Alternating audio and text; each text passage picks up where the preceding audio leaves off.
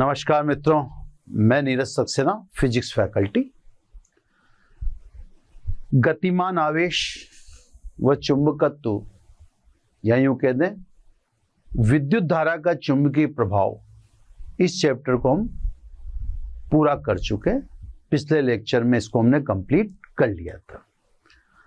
आज हम नया चैप्टर स्टार्ट कर रहे हैं, चुंबकत्व एवं द्रव्य। थ्योरेटिकल चैप्टर है। इसका एक पार्ट काफी मतलब शुरुआती पार्ट जो है 30% करीब थ्योरेटिकल है और स्थिर वैद्युतिकी से मैच करता है। मैंने आपसे जब पिछला चैप्टर स्टार्ट किया था तो एक बात कही थी कि मैं कुछ चुंबक के बारे में आपको समझाऊंगा। वो मैं इसी चैप्टर में बताऊंगा कि मैंने आपसे क्या कहा था, याद भी दिलवाऊंगा और मैं उस बात को अब क्यों कहूंगा। यहां पर मूलतः हम दंड चुंबक स्टार्टिंग है ना, इस चैप्टर में अपन 3 पार्ट में अगर इस चैप्टर को बांटे तो पहला पार्ट तो इसका दंड चुंबक पर कंसंट्रेट है। सेकंड पार्ट में आप थोड़ा अर्थ यानी पृथ्वी के चुंबकत्व की बात कर लो और थर्ड जो लास्ट पार्ट है वो थोड़ा सा वापस उसमें दंड चुंबक से संबंधित परिभाषाएं आ जाएंगी और फिर कुछ जो पदार्थ के आंतरिक गुण होते हैं जो चुंबकत्व के लिए पदार्थ को प्रेरित करते हैं उनके संदर्भ में बात आ जाएगी। तो ये चैप्टर कमोबेश 3 पार्ट में बटा हुआ है। अब अपन पहला पार्ट पढ़ने लगे जो दंड चुंबक पर कंसंट्रेट है।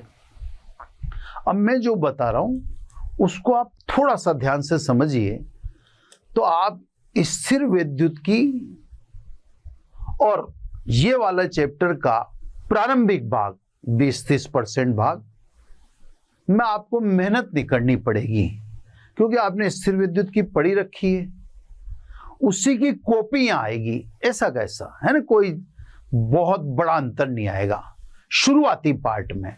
जो मैं 20-30% बार बार आपसे कह रहा हूं कि उस पार्ट में आपको कोई तकलीफ नहीं आएगी क्योंकि वो स्थिर विद्युतिकी से मिलता जुलता है। अब ये मिलता जुलता है तो मैं आपको शुरुआत में पहले मैचिंग दिखा देता हूं ताकि फिर ये चैप्टर थोड़ा सरलता से चलने लगे, आसानी से चलने लगे, है ना। मैचिंग दिखाता हूं मैं आपको। मैचिंग में आपको देखो, एक तरफ आप स्थिर वैद्युतिकी है ना, बड़े ध्यान से समझना, हो सकता है शुरू में आपके चैप्टर पकड़ में आ जाए। ये तो हम पढ़ चुके। और सेकंड जो पार्ट है वो है जिसको अपन पढ़ रहे हैं मूलतः चुंबक। और मैंने आपसे कह दिया कि हम चुंबक में भी जो हम कंसंट्रेट हैं शुरू में वो कंसंट्रेट है दंड चुंबक पर। क्लियर सब। अब देखो, हर चीज वैसी की वैसी वहां पर स्थिर वैद्युतिकी में आवेश Q एक क्षेत्र पैदा करता है। आवेश Q अन्य आवेश को आकर्षित या प्रतिकर्षित करता है। आवेश Q आवेश का एक प्रभाव दर्शाता है। क्लियर। इसी प्रकार चुंबक में स्मॉल m है जो आवेश की तुल्यता रखता है। इसे कहते हैं ध्रुव प्रबलता या ध्रुव प्राबल्यता, है ना। दोनों सेम है। स्थिर वैद्युतिकी में जो इंपॉर्टेंस आवेश की है, चुंबक में वो की वो इंपॉर्टेंस ध्रुव प्रबलता की। यहां पे थोड़ा मात्रक वगैरह पे ध्यान रखना। इसका मात्रक है एम्पियर इंटू मीटर। मैं आपको सभी डिटेल में पढ़ाऊंगा, आप उसकी चिंता ना करें। लेकिन मैं शुरू में ही आपको ये बता देना चाहता हूं कि आप एक जो इसका 30% पार्ट पढ़ेंगे वो स्थिर वैद्युतिकी पढ़ेंगे। इससे मैं ऐसा कर रहा हूं, है ना। वहां पर आप चार्ज पॉजिटिव लिखते थे यहां पर उसकी जगह उत्तरी ध्रुव N लिखेंगे। वहां नेगेटिव चार्ज हुआ करता था, या उसकी जगह दक्षिणी ध्रुव लिखेंगे। कैसे साहब?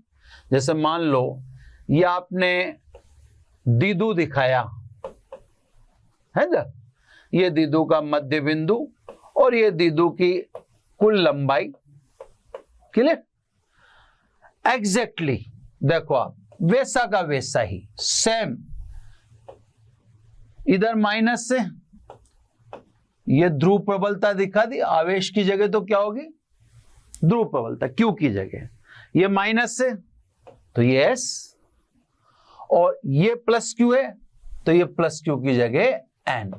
सेम इसमें भी मिडिल पॉइंट होगा, बस ये है कि लंबाई अपन ने इसमें 2L रख दी ताकि दोनों के अंतर या दोनों में अंतर रखा जा सके। अगर मान लो दोनों में एक जैसी लेंथ रखेंगे तो अंतर रखना संभव नहीं हो पाएगा, इसलिए स्वाभाविक उसमें 2A इसमें 2L।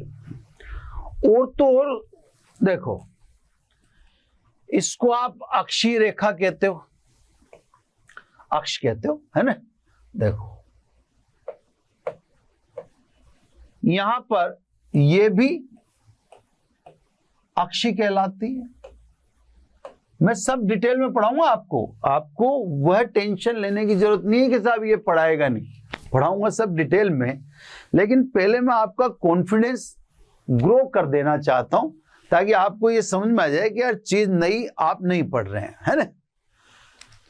ये आपके लिए वहां पर निरक्ष या निरक्ष थी, यहां पर ये भी निरक्षीय चुंबकीय निरक्ष कहोगे आप। हर चीज सेम है, हर चीज। तो सब आपने देख लिया, Q की जगह मैंने M लिख दिया, माइनस की जगह S लिख दिया, प्लस की जगह N लिख दिया, है ना।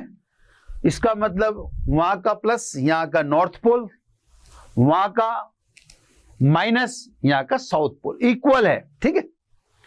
अब सब जैसे मान लो आप कांस्टेंट वहां पर लिखते हो 1/ε0, यहां पर उसकी जगह लिखोगे आप μ0। यही वजह है कि वहां हमारा कांस्टेंट होता है 1/4πε0। अब 1/ε0 की जगह क्या रख दो आप? μ0। तो यहां का कांस्टेंट क्या हो जाएगा? μ0/4π। यानी वहां जहां जहां आपने 1/4πε0 रखा है यहां पर μ0/4π रख देना, क्योंकि 1/ε0 किसके समतुल्य है? μ0 के। चलो सब, वहां आप विद्युत क्षेत्र को दर्शाते हो E से, यहां चुंबकीय क्षेत्र को आप दर्शाते हो B से। क्लियर? मेरे पास यहां इधर स्पेस है ना, इधर स्पेस है तो मैं यहां पर भी तुल्यता बता दूं, है ना। आपको मैच करके दिखा रहा हूं मैं। अब वहां आप लिखते थे E बराबर F/Q, विद्युत क्षेत्र की तीव्रता। यहां भी आप ऐसे ही लिखेंगे, B बराबर F/Q की जगह स्मॉल m, सेम। यानी वहां आप बल को लिख दिया करते थे F बराबर QE, यहां चुंबकीय बल को लिख देना F बराबर MB। सिमिलर, कोई अंतर नहीं आएगा, है ना। बस वहां पर जहां Q लिखते थे यहां पर आपको Q की जगह M लिखना है, वहां E लिखते थे यहां B लिखना है, वहां 1/4πε0 लिखते थे यहां पर μ0/4π लिखना है, वहां माइनस लिखते थे यहां S लिखना है, वहां प्लस लिखते थे यहां N लिखना है। सब सेम है ना। जैसे बिंदु आवेश के कारण विद्युत क्षेत्र की तीव्रता, तो बिंदु आवेश के कारण आपने विद्युत क्षेत्र की तीव्रता लिखी 1/4πε0 Q/r²। ये बिंदु आवेश के कारण विद्युत क्षेत्र की तीव्रता हमने स्थिर वैद्युतिकी में लिखी। यहां पर देखो एकल ध्रुव, मेरी बात को ध्यान से समझिएगा, सब पढ़ाऊंगा तो मैं डिटेल में ही, लेकिन फिर भी है ना। अब एक अकेला चुंबकीय ध्रुव है तो उसके कारण चुंबकीय क्षेत्र की था E की जगह B, 1/4πε0 की जगह वैसा कैसा μ0/4π, देख लो आप, Q की जगह m/r²। सेम, हर चीज सेम मिलेगी आपको, कोई अंतर मिलेगा ही नहीं दोनों में, है ना। बस कुछ चीजों को आप समझ लें। उसके बाद वहां पर आप लिखते थे P विद्युत द्विध्रुव आघूर्ण, या आप लिखते थे किसी एक आवेश की प्रबलता और उनके बीच विस्थापन का गुणनफल, P बराबर Q × 2a। P की जगह यहां लिखना M, वहां P विद्युत द्विध्रुव आघूर्ण है, P है तो निकाय द्विध्रुव होगा, और P नहीं है तो निकाय द्विध्रुव नहीं होगा। एग्जैक्टली अगर M है, M का मतलब चुंबकीय द्विध्रुव आघूर्ण, वो सेम नाम है, वो विद्युत द्विध्रुव आघूर्ण, ये चुंबकीय द्विध्रुव आघूर्ण। चुंबकीय द्विध्रुव आघूर्ण कैपिटल M, उसी की तरह पहले लिख दूं मैं, Q की जगह क्या लिख दीजिए स्मॉल m। दोनों ध्रुवों के बीच की दूरी क्या लिखी यहां पे 2l, लिख दीजिए, है ना। P किसी के द्विध्रुव होने को दर्शाता है, एग्जैक्टली M किसी के चुंबक होने को दर्शाता है। M है तो निकाय चुंबक है, M नहीं तो निकाय चुंबक नहीं होगा। तो सेम इंपोर्टेंस है दोनों की, एक जैसी, दोनों का महत्व एक जैसा है, अंतर नहीं है महत्व में।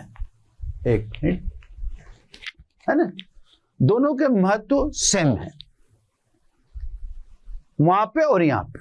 अब देखो, और P सदिश राशि है जिसकी दिशा माइनस से प्लस Q की ओर अक्ष की दिशा में होती है, माइनस से प्लस की ओर अक्ष की दिशा में होती है, किसकी? P की दिशा। M भी सदिश राशि है, माइनस का मतलब S, प्लस का मतलब N। M की दिशा भी ध्रुवों को मिलाने वाली रेखा की दिशा में S से N की ओर ही होती है। ये P की दिशा और ये M की दिशा, मतलब डायरेक्शन भी दोनों की हूबहू है, सेम है, किसी प्रकार का कोई अंतर है ही नहीं, है ही नहीं कतई भी, है ना। चलो सब और देखें, मैं इधर आ जाऊं थोड़ा, है ना, स्पेस आपको दिख रहा होगा, वैसे मैं बीच में ये डिस्टिंग्विश करने वाली लाइन भी बना देता हूं, है ना, लेकिन फिर भी थोड़ा कचरा नहीं होना चाहिए। बस मेरा उद्देश्य यही है कि मैं शुरू में ही आपको ये बता देना चाहता हूं कि स्थिर वैद्युतिकी और चुंबक यानी दंड चुंबक में बहुत ज्यादा समानता है। यानी अगर हम कुछ मान लो बीच में भूल भी जाते हैं तो हम उसकी कॉपी किससे कर दें? स्थिर वैद्युतिकी से कर दें। इसीलिए कंपैरिजन दिखा रहा हूं। अब जैसे मान लो द्विध्रुव की अक्ष पर, मैं थोड़ा इधर ले लेता हूं सामने, थोड़ा सा इधर सरका लेता हूं, आपको कह ही रहा हूं तो आप समझ जाएंगे। जैसे द्विध्रुव की अक्ष पर विद्युत क्षेत्र है 1/4πε0 2p/r³, है ना। एग्जैक्टली अगर इसको सदिश रूप में लिखूं तो यह दिशा अक्ष की दिशा में है। अगर दंड चुंबक की अक्ष पर विद्युत द्विध्रुव की अक्ष पर ये, ऐसे ये दंड चुंबक रखा, दंड चुंबक की अक्ष पर चुंबकीय क्षेत्र देखो वैसा का वैसा, वही बी की जगह ई की जगह बी, वही दंड चुंबक की अक्ष, ये अक्ष लिख दी। 1/4 पाई एप्सिलॉन 0 की जगह म्यू 0/4 पाई, 2 पी की जगह capital M upon R cube R के, उसकी दिशा भी अक्ष की दिशा में होती है ना। हर चीज से में आपको अंतर देखने के लिए तरस जाओगे आप, है ना। निरक्ष पर देखें,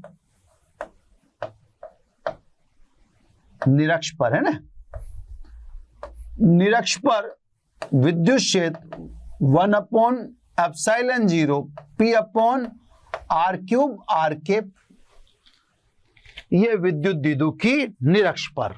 अगर दंड चुंबक की निरक्ष पर देखें तो बी निरक्ष is equal to 1/4 pi epsilon 0 की जगह म्यू 0/4 पाई, पी की जगह M अपॉन R क्यूब, दिशा सॉरी दिशा यहां पे दिखा देता हूं मैं आपको, अक्ष के विपरीत, इसको एक बार मिटा के क्लियर लिख देता हूं और आपको याद भी करा देता हूं ना। ये देखो निरक्ष पर विद्युत क्षेत्र अक्ष के विपरीत दिशा में होता है, अक्ष पर विद्युत क्षेत्र की दिशा अक्ष की दिशा में होती है, लेकिन निरक्ष पर विद्युत क्षेत्र निरक्ष के अक्ष के विपरीत दिशा में। यहां भी आप ध्यान रखना सेम, वही माइनस आर के पे सेम है ना। यानी यहां पर अपन ने पढ़ा अक्ष पर विद्युत क्षेत्र निरक्ष का 2 गुना, लेकिन दिशा विपरीत होती है, वो आर केप ये माइनस आर केप। एग्जैक्टली दंड चुंबक में भी आप देखेंगे तो अक्ष पर चुंबकीय क्षेत्र निरक्ष पर चुंबकीय क्षेत्र का 2 गुना, लेकिन विपरीत दिशा में होता है। तो मेरे कहने का मतलब यह है कि आप इन स्थितियों से समझ पा रहे होंगे कि हर चीज सेम है। मैं आपको समानता जितनी याद आती है उतनी बता रहा हूं, है ना।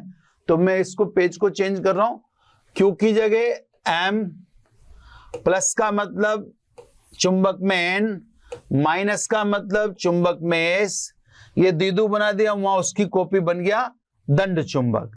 1/ε0 की जगह म्यू 0, इससे 1/4 पाई एप्सिलॉन 0 की जगह म्यू 0/4 पाई।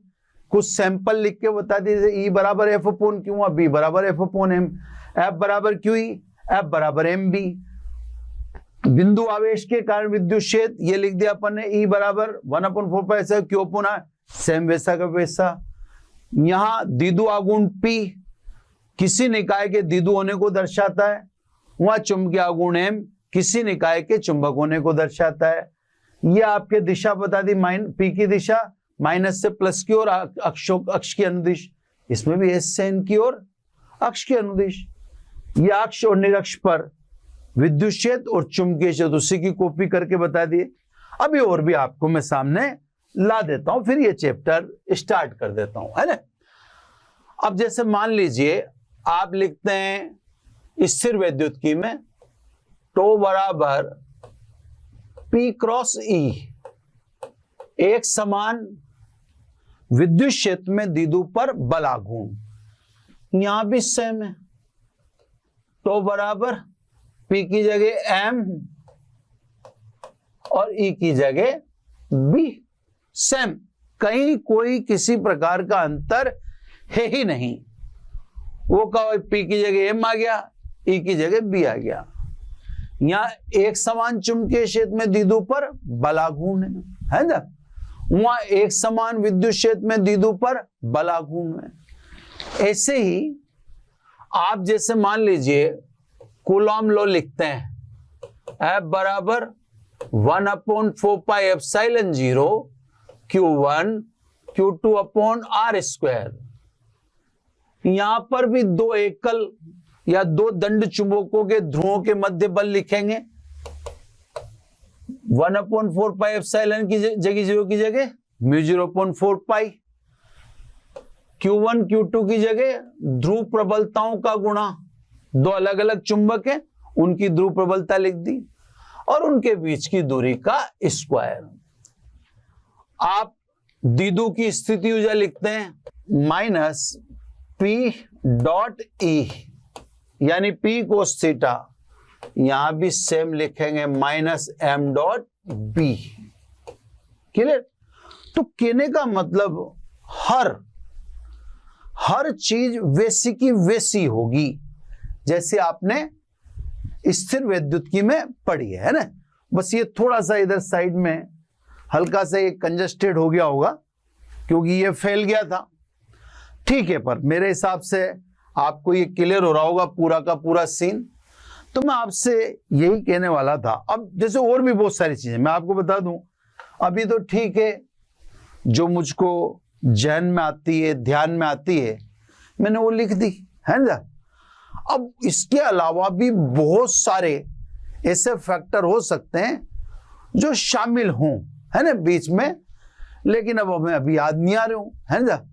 तो बस आपको तो मुख्य ध्यान ये रखना है, स्मॉल q ध्रुव प्राबल्यता की जगह है ना, और उसके अलावा कैपिटल M विद्युत द्विध्रुव आघूर्ण की जगह यानी चुंबकीय द्विध्रुव आघूर्ण है ना। E की जगह B है, 1/4 पाई एप्सिलॉन 0 की जगह μ0/4 पाई है। तो साहब अगर आप इस चैप्टर को एनसीईआरटी से ही पढ़ेंगे तो आपको एनसीईआरटी भी कई बार डायरेक्ट लिख देगी कि आप इससे विद्युत से इसको एज इट इज उतार दीजिए। तो साहब ये बिगिनिंग में मैंने आपको कुछ कंपैरिजन करके दिखा दिया है ना। थोड़ा सा बस मेरे को अफसोस इस बात का हो रहा है कि ये वाला पार्ट थोड़ा कंजस्टेड हो गया, एडजस्ट कर लेना है ना। मैंने इतनी स्पेस क्या था, मुझे पहले अनुमान नहीं था कि इधर इतनी स्पेस, इसको थोड़ा कंजस्टेड कर देता तो बड़ा शानदार वे में आ जाता और एक अच्छा सुंदर लगता। चलो खैर कोई बात नहीं, आपको दिख रहा है क्लियर तो ऐसी कोई खास बात नहीं होगी, है ना। चलो अब अपन और भी बहुत सारी बातें होंगी, लेकिन अब जितनी याद आई अपन ने उनको लिखा है ना, ये समझाने के लिए कि भाई हमें कॉपी वहीं से ही करनी है। अब आपको एक एक बात बारीकी से समझाई जाएगी। थोड़ा सा चैप्टर थ्योरिटिकल है, इससे आप बोर मत होना है ना। अब आ जाइए साहब, सबसे पहले प्राकृतिक चुंबक, प्राकृतिक चुंबक है ना। ये सब चीजें पढ़ाई जाएंगी आपको, ऐसा नहीं है कि वो जो आपको समझा दे तो पढ़ाएंगे, सब चीजें। प्राकृतिक चुंबक, मैग्नीशिया एक प्रांत है एशिया माइनर में ना। मैग्नीशिया प्रांत में खनिज के रूप में पाए जाने वाले लोहे के चुंबकीय ऑक्साइड Fe3O4 है ना, लोहे का चुंबकीय ऑक्साइड है, लेकिन ये मिला कहां, मैग्नीशिया प्रांत में। तो इस लोहे के चुंबकीय ऑक्साइड Fe3O4, जिससे आप केमिस्ट्री में मैग्नेटाइट कहते हो, को प्राकृतिक चुंबक कहते हैं, है ना। दोबारा सुने, मैग्नीशिया प्रांत में, जो एशिया माइनर का प्रांत है, मैग्नीशिया प्रांत में खनिज के रूप में पाए जाने वाले लोहे के चुंबकीय ऑक्साइड Fe3O4 अर्थात मैग्नेटाइट को प्राकृतिक चुंबक कहते हैं। इस पदार्थ के द्वारा निकल, कोबाल्ट, फेरिक आदि को आकर्षित करने का गुण मैग्नेटिज्म कहलाता है, जिसे हिंदी में अपन क्या बोलते हैं, चुंबकत्व। तो ये निकल, कोबाल्ट, फेरिक आदि को अट्रैक्ट करता है। इस अट्रैक्ट करने वाले गुण को चुंबकत्व और अगर इंग्लिश में बोले तो मैग्नेटिज्म कहते हैं, और इसका पदार्थ का शुद्ध रूप चुंबक यानी मैग्नेट कहलाता है। तो पदार्थ के शुद्ध रूप को चुंबक यानी मैग्नेट कहते हैं। वैज्ञानिक दृष्टिकोण से यह महत्वहीन है, इसका कोई महत्व वैज्ञानिक दृष्टिकोण से नहीं है। उसके दो कारण हैं। पहला कारण अनियमित आकार,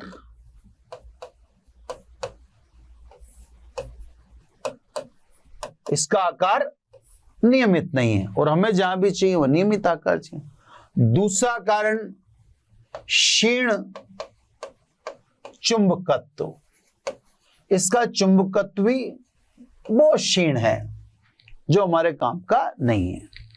अब मैं आपको सुनाता हूं कि जब मैं आपको वो वाला चैप्टर पढ़ा रहा था गतिमान आवेश एवं चुंबकत्व, तो मैं आपसे कह रहा था कि आप वास्तव में अपने जीवन में प्राकृतिक चुंबक पढ़ते ही नहीं हो। यह बात वहां कहना चाहता था मैं, जो अब मैं सुना। ये देखो, मैंने प्राकृतिक चुंबक स्टार्ट किया और एंड भी कर दिया। मैंने कह दिया वैज्ञानिक दृष्टिकोण से महत्वहीन है क्योंकि इसका आकार अनियमित है और इसका चुंबकत्व क्षीण है। तो वैज्ञानिक दृष्टिकोण से इसकी कोई इंपॉर्टेंस नहीं है ना।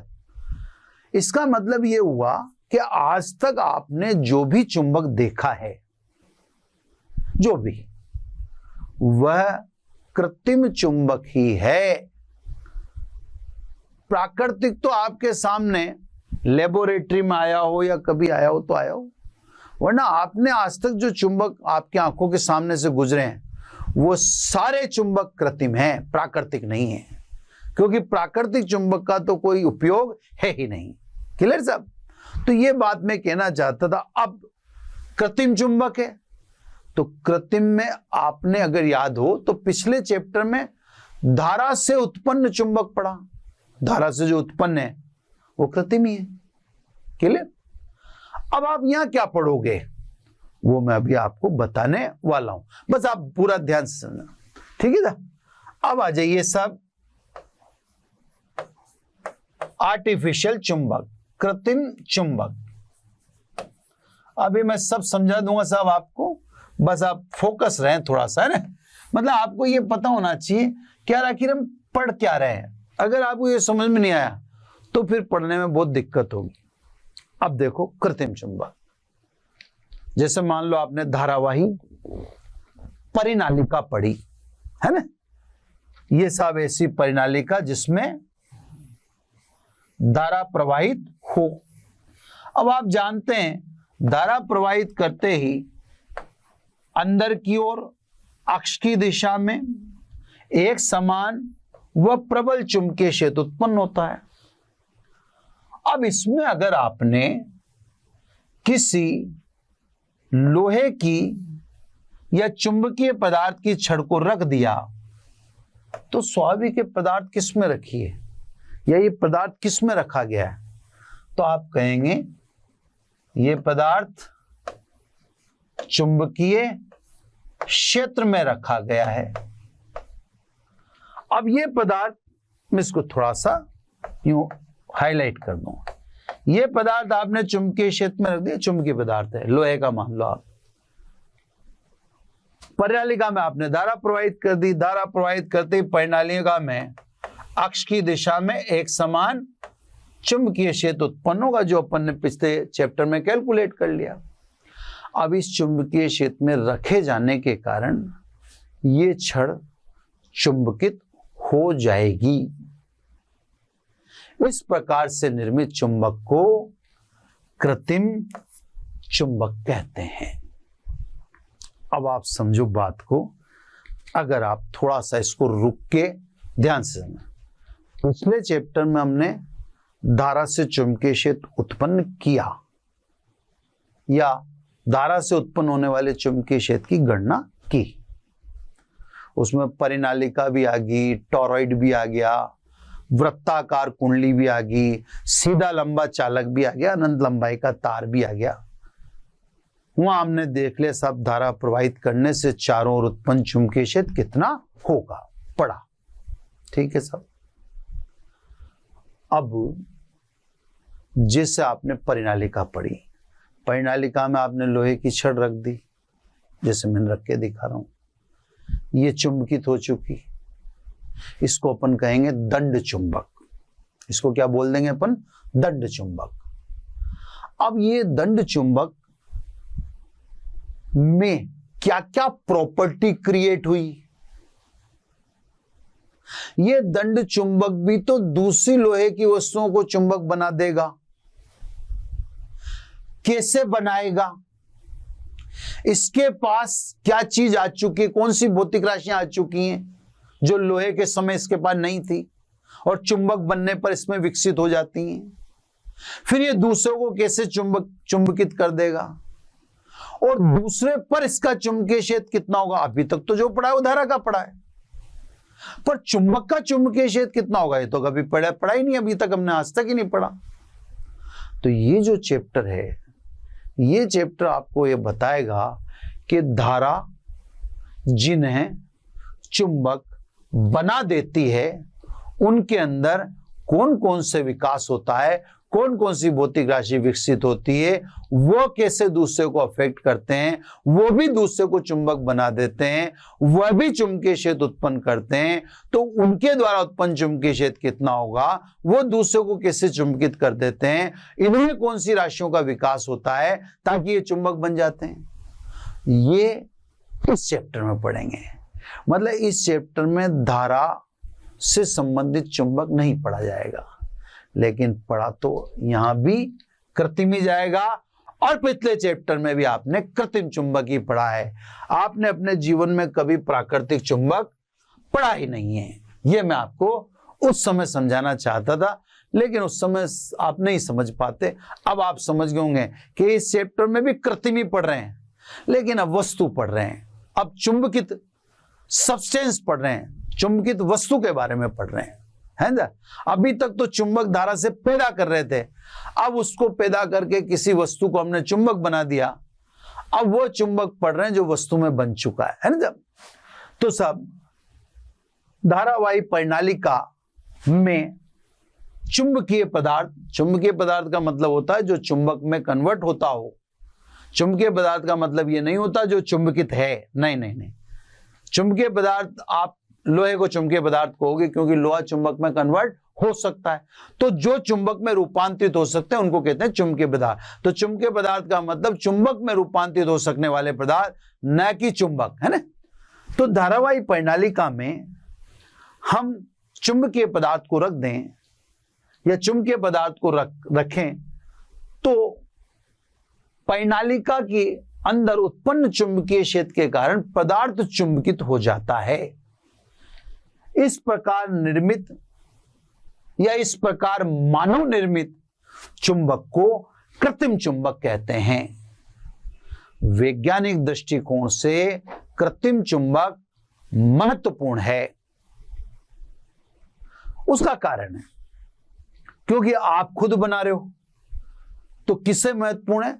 महत्वपूर्ण इसलिए है कि कृत्रिम चुंबक का चुंबकत्व नियंत्रित कर सकते हैं, कंट्रोल कर सकते हैं, और दूसरी बात इसके आकार को नियमित किया जा सकता है। ये दोनों चीजें अपन प्राकृतिक में नहीं कर पा रहे थे। तो कृत्रिम चुंबक के आकार नियमित हो सकते हैं और कृत्रिम चुंबक का चुंबकत्व नियंत्रित हो सकता है ना।